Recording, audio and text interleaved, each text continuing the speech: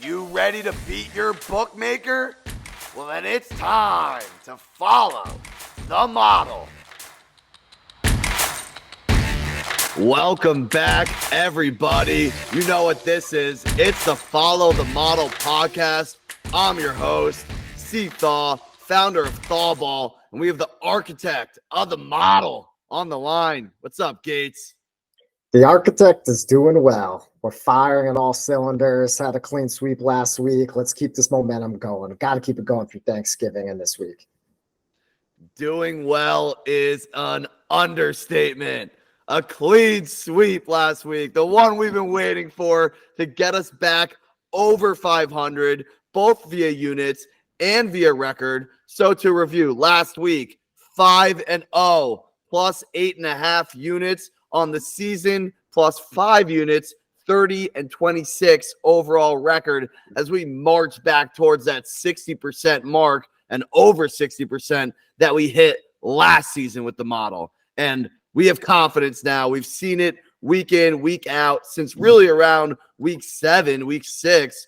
Outside of some bad beats in that stretch, the model has really been calibrated. So let's revisit last week briefly in that 5-0 stretch. Some were dogs that won outright. Some were dogs that covered. So take us through it. Yeah, we're 5-0 last week, 8-1 over the last 2 weeks. As you said, really since about week 7, it's week 6. We feel calibrated. We feel locked in. We're ready to go right now. We started off the week Thursday night. Definitely got a good break here. So the ball's definitely finally bounced our way this week in a couple ways. Got a break with Joey B getting injured, right? I still think the Ravens would have won that game, but clearly that's going to help us out a ton. So Ravens ended up blowing that one away after Joey B was done at the end of the second quarter. Let's look at the Browns-Steelers game. The Browns, that was our biggest unit game actually of the week. The Browns dominated that game just like they did in the first matchup. The Steelers literally couldn't get a thing going. They had one Jaylen Warren, 80-yard touchdown. Very similar to in the first matchup when there was a George Pickens, 80-yard touchdown. And that was the only big play of the entire game for the Steelers. Somehow they got some magic and turnovers in the first matchup. Not to be in the second matchup. I think they held the Steelers under 200 yards, basically, even with that huge play. So it was just domination by the Browns. They got the 3-point win. DTR actually did come back and lead an end-of-game drive to kick the field goal to give them the W. So that was pretty cool to see. And we love what the Browns are doing there. Let's talk about the Monday Nighter. The Eagles beat the Chiefs in a great matchup. We were getting the 3, so we were probably going to be okay, at least to push for most of that second half. Eagles did exactly what we thought they would on defense. They basically shut down Mahomes and this Chiefs offense. The Chiefs actually got the running game going for a lot of that game, which is pretty shocking considering the Eagles had the number 1 run defense going into that game. I was pretty shocked by the Eagles' lack of offense for most of that, but that can be attributed to maybe Jalen Hurts' knee injury, just not clicking on all cylinders. And the rain might have had something to do with it. But they finally put together enough, had the big play to Devonta Smith, got the W, got us the win there. And then a couple other games, the Vikings, they got the cover, even though they didn't get the win. They were also dominating that game, had 2 fumbles, had a bad interception. So turnovers weren't in their favor.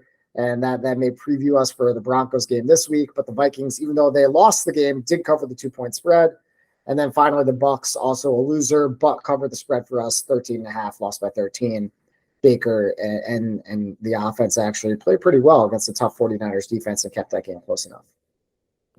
I love it. 5-0. And in the email that you sent, the model actually went 12-1 in all games. Best week in model history. So it's really firing. It's really calibrating. And that's what we love to see. Some of the quarterback stories you mentioned, Browns fans, down to ride with DTR. I've always been a believer since his college days. And let's see if it continues this week. That's a hint for an others to watch section. And then, like you said, the Josh Dobbs story continues. He played really well against the Broncos, but the turnover battle lost 3-0. And that was that in terms of the win, but they still covered. And you know what they say, good teams win, great teams cover.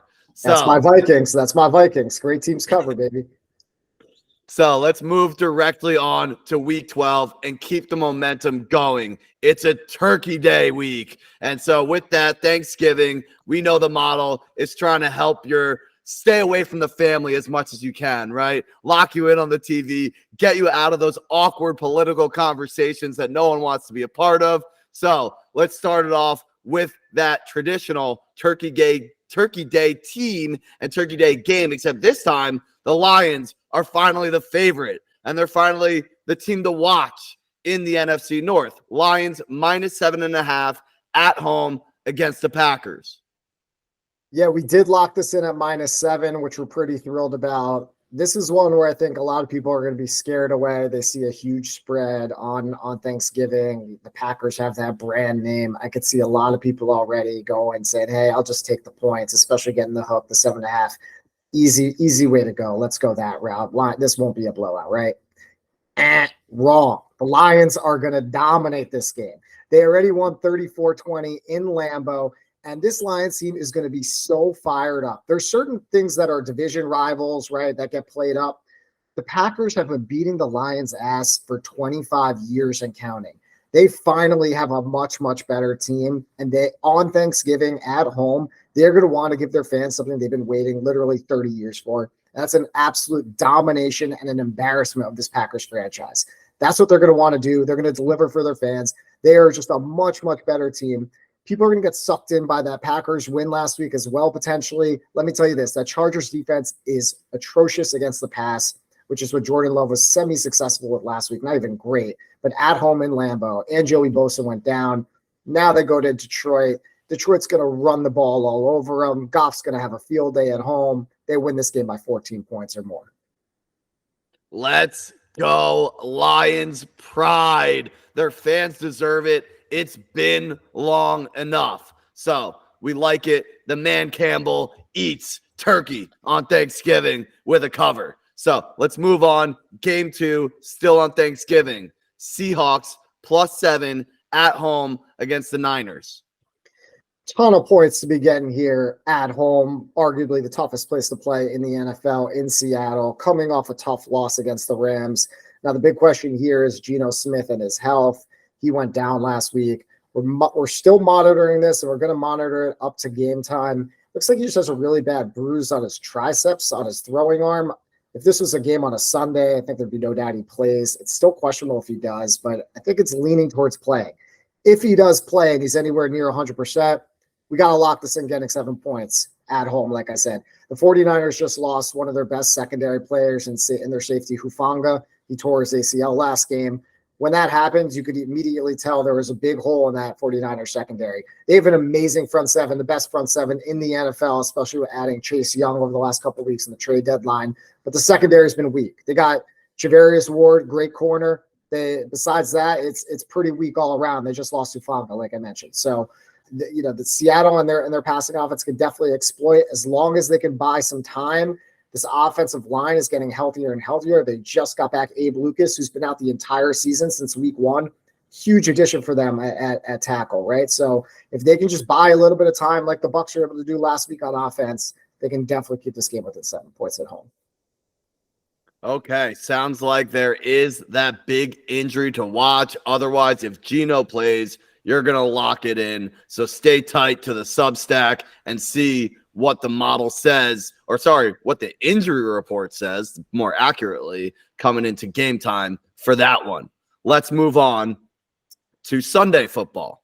Okay, so we got the Falcons +1 at home against the Saints. They're going back to Desmond Ridder. On the other side, David Carr is questionable. Derek Carr. Derek Carr. It's all right. I still mess it up too, even though it's been 20 years. He is questionable. I really don't think there's that much of a difference between Derek Carr and Jameis Winston. There's a big difference in terms of their style. Derek Carr is much more conservative. Jameis lets it fly, but Jameis is much higher upside, so there's a lot more ups and downs with him. It's kind of hard, but in terms of grading them in the model, they're pretty similar. The Falcons have kind of destroyed us all year. We've lost a lot on the Falcons. We see a lot of the talent, and it's kind of one of those things where whenever we bet on them, Desmond Ridder has like the worst week of his life. It seems like every time we take them. And then when we don't take them, he ends up playing really well. So We just got to hope he plays solid here. The Falcons being at home and getting a point against the Saints team, I mean, it's really more of a fade of the Saints than anything else. The Saints team, they keep trying to tell us week after week that they stink, and no one wants to believe them. No one wants to believe their eyes and what they're seeing because the Saints have been good the last few years, but this team stinks. They just lost their corner, Marshawn Lattimore. He's going to be out for a while, their best corner. They also lost Michael Thomas. Not that he's the same Michael Thomas, but still a solid receiver that you can count on. And the Falcons, we're considering this without two of their top defensive players, cornerback D. Alford and D tackle, one of the most underrated D tackles in the game, David Onyemata, who used to be on the Saints. If they get one or two of those guys back here, they're going to be fully ready to go on defense. They're going to shut down the Saints offense. Again, they're at home. They just need to get the win. We really like this play. Let's hope that the Falcons get a couple of those guys back on D as well. Okay, let's hope that Ritter doesn't keep getting rid of it and have those turnover problems as he's back in the driver's seat for that Atlanta offense. They got studs abound, but only if their quarterback can get them the ball. And let's see what happens in that division that nobody seems to want to win. So let's move on to the team that is the talk of the NFL, and the player that's the talk of the NFL. Might hurt you to hear it coming in to the week of the game in college football, but alas, CJ Stroud, say it loud, say it proud, potential MVP of the NFL in year one as a rookie. What he's doing is unheard of. We've never seen it before, and he's leading this Texans team from what was last year a top 3 pick to this year potentially a division win and a playoff appearance. And they're going to be in the driver's seat of that division. If they could take care of the Jaguars at home this week, Texans are getting 2 in Houston. Doesn't hurt me a bit. Doesn't hurt me at all, and I'll tell you why. I've been riding this Texans team since very, very early on in this season. I said that in terms of their offseason moves, they were pretty much the most improved team in the NFL in terms of all the offseason acquisitions that they made. CJ Stroud has clearly been phenomenal, outdone anyone's expectations, including mine. But this team is hot right now. And just a little segue to your Michigan question. We won the last 2 years and blew them out with CJ Stroud. So what do we think is going to happen at home without? Just going to leave that one there. For the Texans, we really like what they're doing right now. At home, they blew this Jags team out in Jacksonville about a month ago. That was kind of the coming out party for CJ Stroud and this entire team. Jacksonville has been very similar to that good-bad team, right? They beat up on all the shitty teams, kind of like Dallas likes to do, puff out their chest. We're going to win by 40. Look how good we are. Anytime there's a level up in the competition, especially on the defensive side, that's where we see a lot more of a lackluster performance. And that's what I think we're going to see again this week. The Houston offense is clicking on a completely different level than Jacksonville, and Jacksonville just flatly isn't going to be able to keep up. And Houston's, again, at home. They know that if they win this, that means that they've swept the Jags. They have that tiebreaker over them. This is a huge, huge game for the division and really for both sides. But we believe in the offense right now. It's not even a question to me if you're talking about one offense versus the other. Now, the 2 injury updates to watch. One is going to be the safety, Jimmy Ward, for the Texans, one of the best safeties in the NFL, who they got from the 49ers in the offseason. He's missed the last couple games, and it's pretty obvious when you look at their secondary. That's why teams have been able to throw at him. If he comes back, that's huge. And then similarly for the Jags, they missed cornerback Tyson Campbell. He's been in and out of the lineup the last few weeks. Missed last game. We'll see if he can come back as well. Obviously, they need all the help they can get to shut down this explosive Texans offense. Let's go, Texans. And that's a big game for the division. Like we said, Texans preseason 10-1. Longest odds of any team to win their division. And they're closing in on it. And they'll be even closer with a win this week against Jacksonville. So let's keep an eye on that one and lock it in with the model. Moving on to the team that the model is seemingly in on every single week. And it's pretty much been a good bet every single week, save for some questionable Nelson Aguilar hands team decisions. And that's the Baltimore Ravens. Ravens flock. Let's fly together. We're -3.5, flying to LA to take on the Chargers. But we know that's not much of a home field advantage out there in SoFi Stadium. Exactly. There's a lot of things going for us here. One is that the Ravens are coming off Thursday Night Football. Yes, they lost Mark Andrews. That's a huge loss. But the Chargers lost Joey Bosa on defense, and there's already not a good defense to begin with. So they get the 10 days rest. LA is not a home field advantage at all. We barely give them a point for that home field, right? Especially with the Ravens off the rest. And we've been on the Ravens for weeks and weeks now, right? This team is just such a solid team. They have no weaknesses across the board. They also were missing their left tackle, Ronnie Stanley, in the last game. Let's see if he can come back. Let's see if we can get a fully healthy offensive line again. They only had that for like one game throughout this run, and they dominated when that happened. Let's see if we can get that fully healthy offensive line back again. And I see Lamar having a gigantic day against this team, right? I just think that this Chargers team, again, one of those teams that keeps trying to prove to us who they are week after week, but no one wants to believe it. Hopefully we can get this down to -3, but either way, we're taking it 3.5. The Ravens should get an easy W here. They're just in a different class. They're in a much different class than the Chargers.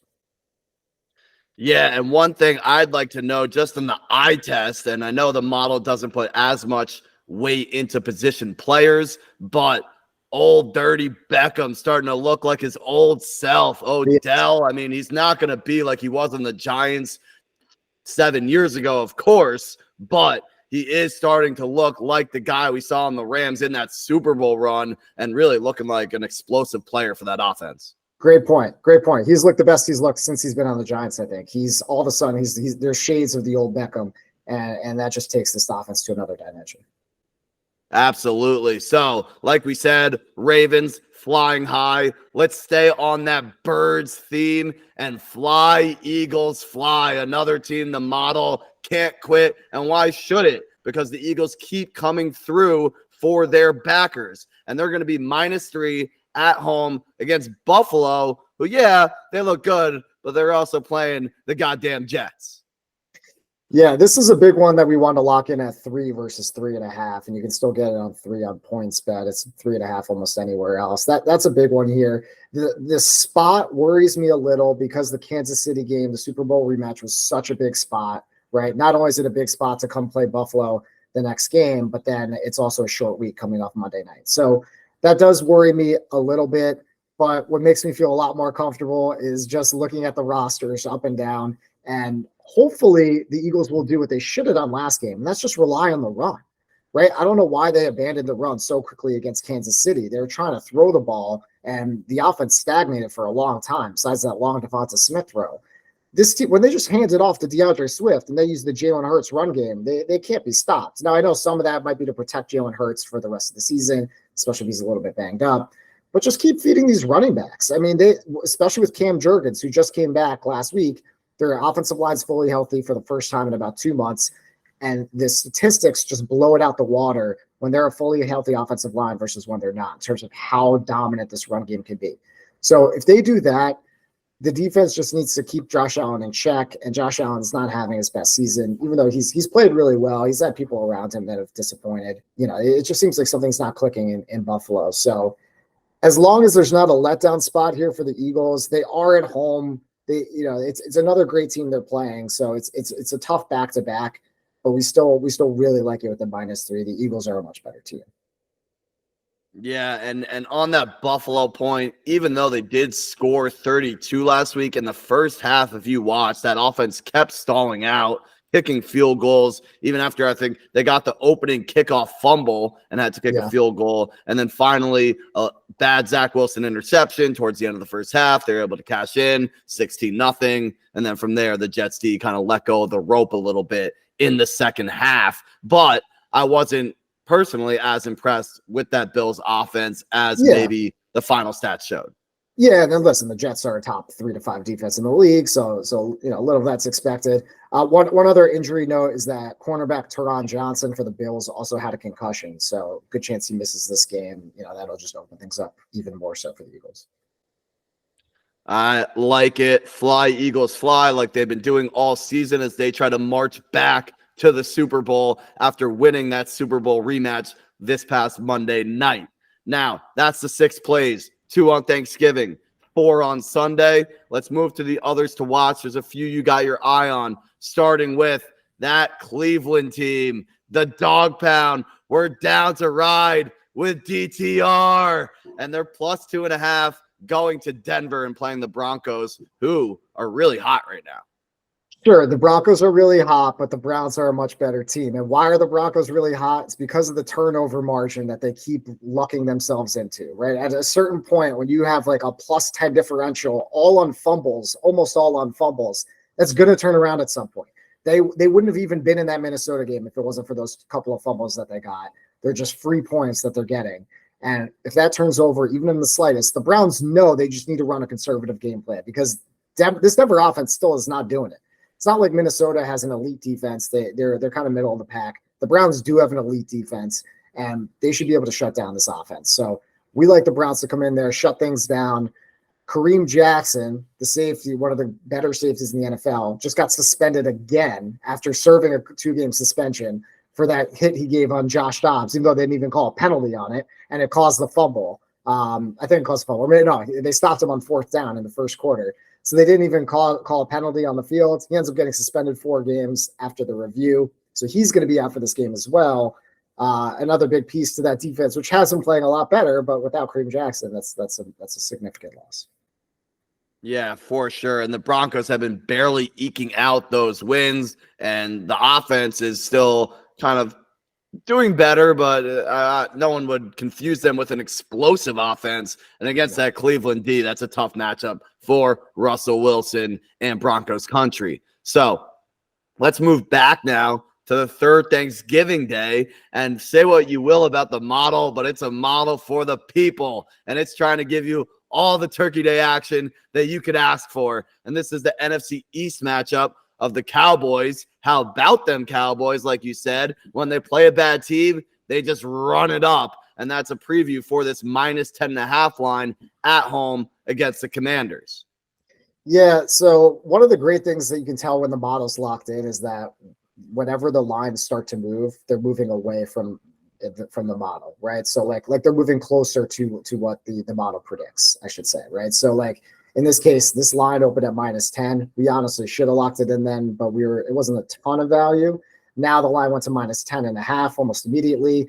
Now it's actually at 12.5 as we approach game day. So it's the line, and that's exactly what the model had predicted, was minus 12.5. So it's now exactly equal. And that's been happening with a lot of these games. Just to talk about the model for a second, is that we'll see 2.5 points of difference.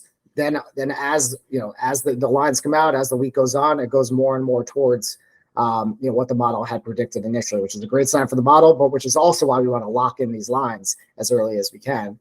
All that being said, I like the Cowboys in the matchup. It's a huge number. If we got it at 10, it would have been a play. If you're going to play it, I'd still take Cowboys, but it's a really high number. So take with that what you will. Yeah, maybe missed the value and missed the boat on this one, but still subscribe to the Substack so you can see if that does end up becoming an official play with some maybe late news and some wine and turkey in the belly of the architect. So we go to the final game you're watching, and it's those silver and black Antonio Pierce Raiders at home against the Chiefs. They're getting 9.5. Another one where I wish we locked it in at plus 10. It's now down to 9.5, which is obviously a big difference. The Raiders have been a completely different team since Antonio Pierce took over. There's no doubt about it. They got the couple of wins against the Jets and Giants. Okay, not super impressive, but they just went to Miami and they were in that game. And that's with Aiden O'Connell leading the way, right? That the defense has really started to show up. They kept that Miami offense in check. They got a lot of turnovers. And now going back home, this is still a lot of points for them to be getting. We saw that this Kansas City offense is just not clicking right now. The offensive line's a lot worse than it was last year with the interchanging of the 2 tackles. The 2 tackles they have now are just worse than the 2 tackles they had last year. And they're not giving the same protection. They're not doing as much in the run game. And, it's probably going to be a lower scoring game. This isn't the same Chiefs explosive offense. And if we can keep it as low scoring enough, then you want to take the team that's getting enough points. So if this can be a 24-17 game, something in that realm, right? I think it's very, very possible. Sounds about right, that type of number. You want to get it. You want to be getting the 9.5. So let's still wait and see for a second. The one big name to watch injury-wise is Colton Miller, one of the best left tackles in the NFL that probably people haven't heard of for the Raiders. He's missed the last couple games. Hopefully he comes back for this one, and then we'll jump all over this. I hear you. And two quick things to mention. One on each side from my perspective is one, the Chiefs. I mean, everyone's talking about it beyond the offensive line. Their receivers can't catch a cold this season. Game one, it was Kadarius Toney. Obviously, this past game, it was Marquez Valdes-Scantling. And it's a tough situation for Mahomes where his pass catchers are letting him down seemingly week in, week out. And that's another benefit for the Raiders. On that other side, you mentioned O'Connell, and he was moving the ball against Miami.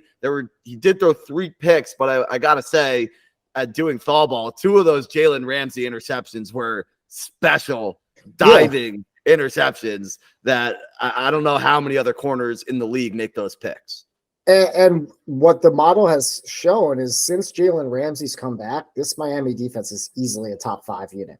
I mean, this defense is really, really special now with Jalen Ramsey, not just on the back end, but with the front 7. So the fact that he's even able to move the ball on the road against that type of unit, coming back home now, friendly confines in Vegas, I think they should have similar success at the worst, moving the ball against the Chiefs with not as explosive of an offense right now. Love it. Show some allegiance to the Raiders at Allegiant Stadium. And that's it. So we had 6 plays officially, and then we're going to have 3 to watch, although that Commanders-Cowboys game ends up probably not being a play, but we'll still keep an eye on it. So that's this week, week 12. As you can see, I upgraded my background. We now got beachfront property after 8-1 the last 2 weeks. Let's keep the momentum rolling with the model. Anything else you want to say?